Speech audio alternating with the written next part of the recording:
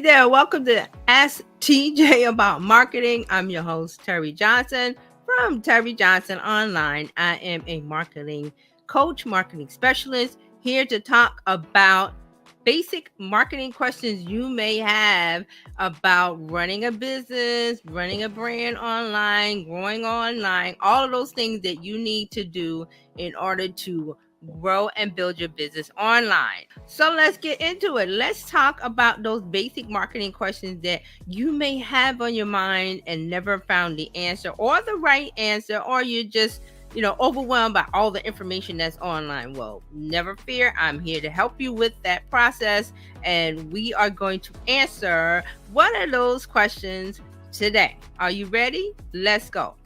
So today's question is,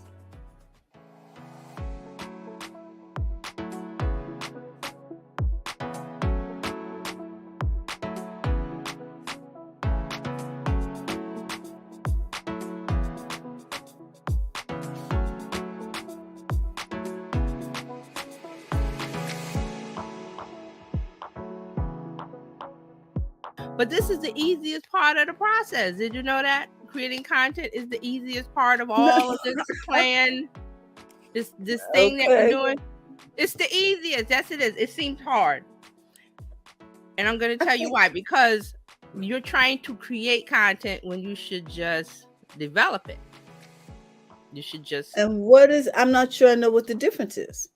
Okay, so when you're creating content, here's a good example just popped into my head. You're a writer and you're starting a new book. So what do you do when you're starting a new book? You're sitting in front of a blank page. Excuse me. Bless you. Thank you. I received that. And sitting in front of a blank page is the hardest thing for a writer to do because it's a blank page. You don't know the first word to put down. You don't know where, you have an idea, but you don't know where you want to start. So you're standing and looking. So you're trying to create it instead of just doing something and let the words come to you. The ideas flow. Right.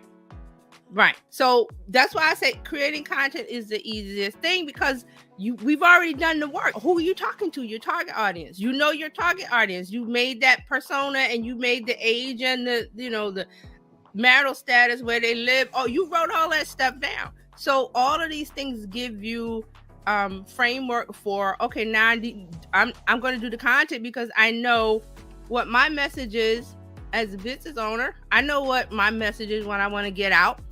You know your target audience. So all you have to do is just do it. Just pick up the phone, go to Canva. The easiest thing is to get your phone and go to an app. I listed Canva was one, but there's tons of apps that let you take a picture and write text on it. Or you go live on your phone for a couple seconds. Hey guys, let me show you behind the scenes. It's behind the scenes of whatever you're doing. Right? Yes. So that's why I said creating it that's the easiest part of it. You got the tool. This. You know what? I think there's been so much information coming at us and so many changes. And we think every time there's a change, we have to change. You don't have to change. And it gets overwhelming. Oh, there's a new app. Oh, there's a new method. Oh, if Facebook works for you, it works for you. If Instagram works for you, it works. Stick with what works for you and don't change the recipe. If the recipe is working for you, use that recipe. Does that make sense? That's what we're doing. That's it. So all you do is you pick up the half a cup of flour and you put it in the bowl. And then you put the sugar in and the salt, whatever you're making. Because you've got your plan, your recipe. So what are the tools that we use to create content? Is this, right? Yeah. But before I get there, I want to talk a little bit more about content marketing, because I think that's the part where everybody gets confused. Like you said, overwhelmed. There's so many things to do. What do I do? So your strategy is the thing that keeps you from being overwhelmed, because you got the tool. This is the tool, or your computer. You got the tool already. It's not like I'm asking you to make bricks and you don't have the tools. You have the tools. So now we need to talk about the strategy. That's the part where we're saying developing your content, having a strategy. So I like to give you the definition, and then I like to explain it simple. So the definition: content marketing is strategic marketing approach focused on creating and distributing valuable, relevant, and consistent content to attract and retain a clearly defined audience. And at the end of that, you want to drive action, which means they go and buy your product or service that you're offering. That's the definition. Another way to look at it is the creation and distribution of educational and valuable content that both engages your audience and builds awareness of your brand. So think about, it doesn't say content, it says valuable content. And if you ask yourself, what is valuable content? Well, if you've done the work already, because you know your message and you know your audience, you know what they want to hear, what's valuable to them. You've done the work. So that's why I said we've done all the hard part. The content is the easiest part. So you're just making content that you want to build a strong relationship with your target audience. You give them high quality content, valuable content that is relevant to them. And you do this on a consistent basis. Why do you want to do that on a consistent basis? Because you want to stay in their frame of mind. You want to stay in the viewfinder. They might not be ready today, and we've said this before. It used to be 7 touches or interactions between you and a potential customer before they bought. And I think Coach Karen said it was like 14 now. I don't know what it is, but that means that's where you have to build up the relationship. It's like when you go to, when the salesman is trying to sell you stuff, they don't go buy it. They talk to you about, well, what is it you need? What would you like? And buying a car, what color, what style, what this, what that. They go through all of those things before they even talk about, well, buy this, because they have to suss out and figure out what you want. And the customer. So you have to figure out what the customer wants, and we've done that. So now all you have to do is make the content, make the cake with the recipe. Really, that's what it is. So your strategy is really just saying, where am I going to put my content? What's the best place to put it? Where's my audience hanging out? What form of content do they like the most? Do they like blog posts? Do they like podcasts? Do they like video? Do they like short form video? Do they want what else is so we did video, audio, and written. So those are the 3 major things. So you just have to figure out, and this is the easy part, you make the content and you see what the reaction is. You say, wow, that went over well. And how do you know it went over well? You have analytics. You look at your analytics. You look at your likes, you look at your shares, you look at the comments, you look at all of that. If you use Facebook, it's there. It's Facebook analytics. They will show you what is your most popular content. In terms of video, which video you got the most views in this time frame. So you're going to use the analytics, and then you say, hey, this went over well. Let me do more. Or this type of content, I did a text post. I wrote something in the caption and it didn't really work. Nobody really aligned with it. Let me try a short form. And you talk about all of the things. And this is Instagram. Instagram does this the most. They throw out so many things at you. Do a feed post, do a reel, do a video, do a story, do a IG story, do an IG vid. See how they throw all those things out? But you're going to try each one and see which one you get the most traction with. Looking at your dashboard in Instagram, there's a dashboard that tells you what's the most popular content you made, what's the best time to post, because it'll tell you when people are on, the people that follow. All of those things are there.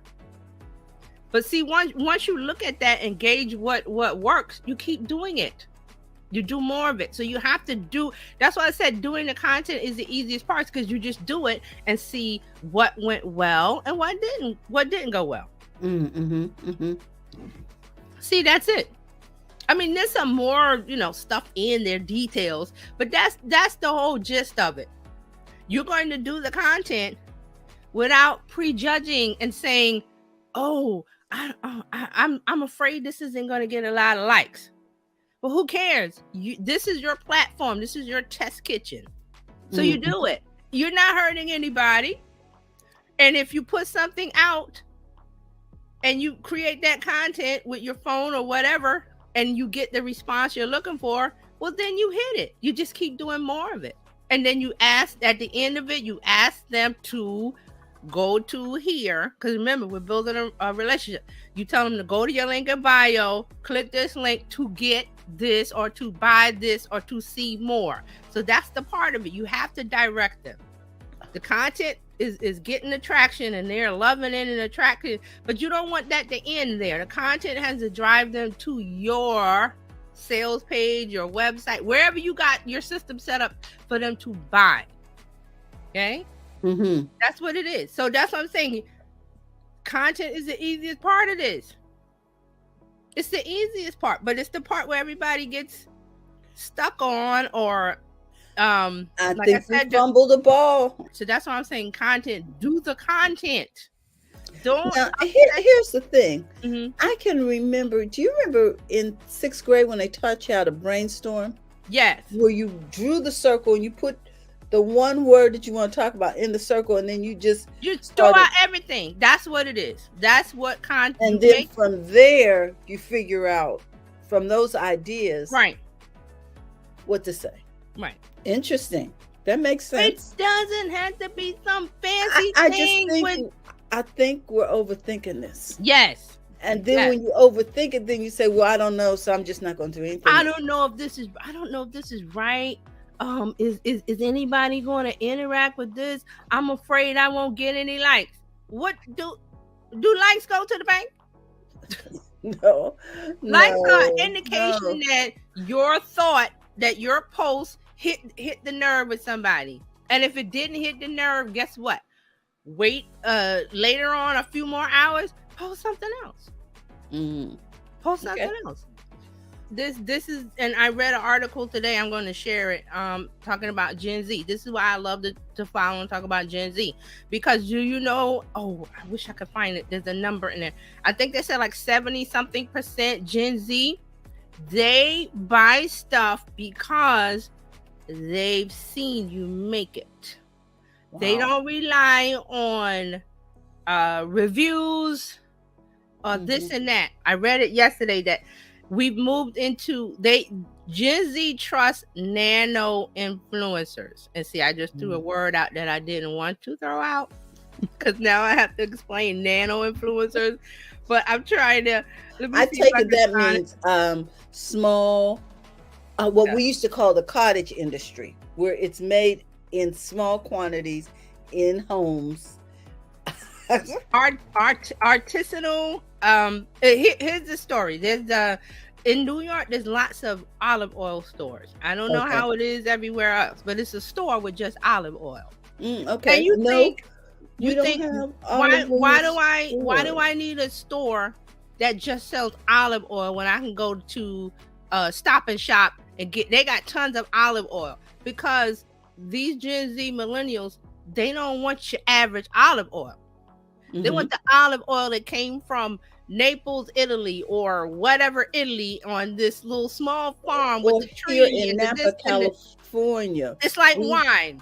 That's it. Yes, because when you go to take the tour, I took a tour of an olive oil plant here in California, and when you went in to the facility inside to wait for the tour, they had a shop. Right. And it was the first time I'd ever seen a shop with just olive oil, Terry. That's why when you said that, I was like, oh, yeah. And then they had olive oil ice cream and some other products, byproducts. Right. And people were just buying olive oil by the bagloads. Now here's the it's a report I found called The Evolution of Nano Influencers. Okay. So let me tell you real quick. I've got my laptop, so I'm trying to. Now I got to tell you what a nano influencer is, and let me see, where is it? It doesn't explain it, but I know. Oh, here it is. A nano influencer is it could be the guy who gets to, so this is the explanation. They're saying the guy who gets the crowd cheering at sport events, or the tutor who explains organic chemistry in a way that everyone understands. They're everyday people who are nonetheless influential in their own sphere and whose opinion are seen as genuine and noteworthy.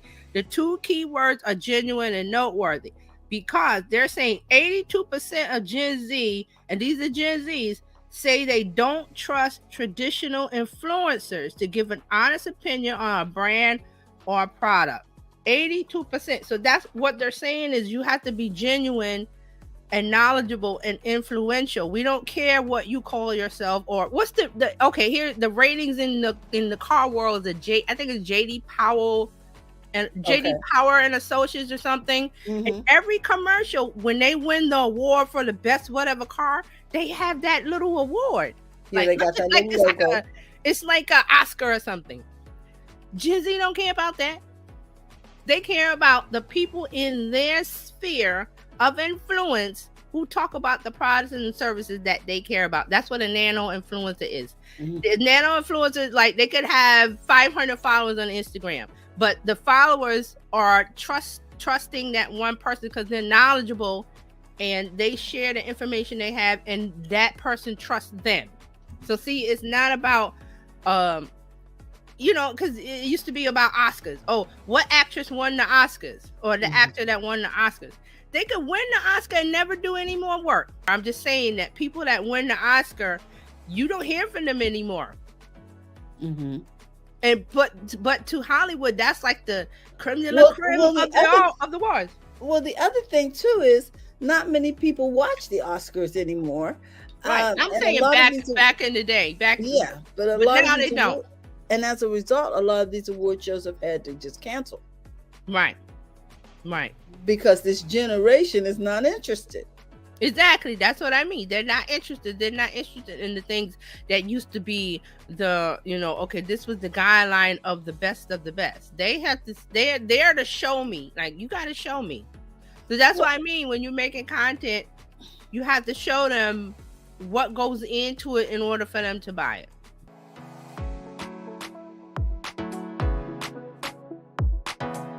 So you have to know your message. We talked about that. You have to know your target audience. We talked about how to define that, because those things will help you when it comes to creating content. So that was the answer for today's question. I hope you enjoyed that little discussion we had about that basic marketing question that you may not have known the answer, or you got more information or more insights on. Okay, so if you have any more questions or additional questions, or you need a little bit more information, reach out to me on terryjohnsononline.com/info, or find me on your favorite social media platforms. I'm Terry Johnson Online everywhere. Reach out to me on your favorite platforms. Send me a message, a comment, a DM, however you want to reach me. I will answer your question, and it's not a problem. Let's talk about it some more so that you understand fully the insights, the information, the implications of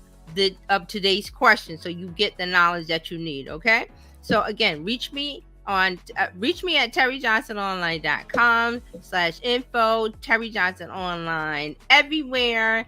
And let's talk about it. Let's get into that information that you need to know. And you've always wanted to ask a question, and either you couldn't find the correct answer, or there's just too much information. Let's face it, there's overwhelm of information online. Okay, so that's it for today's question. I will see you next time.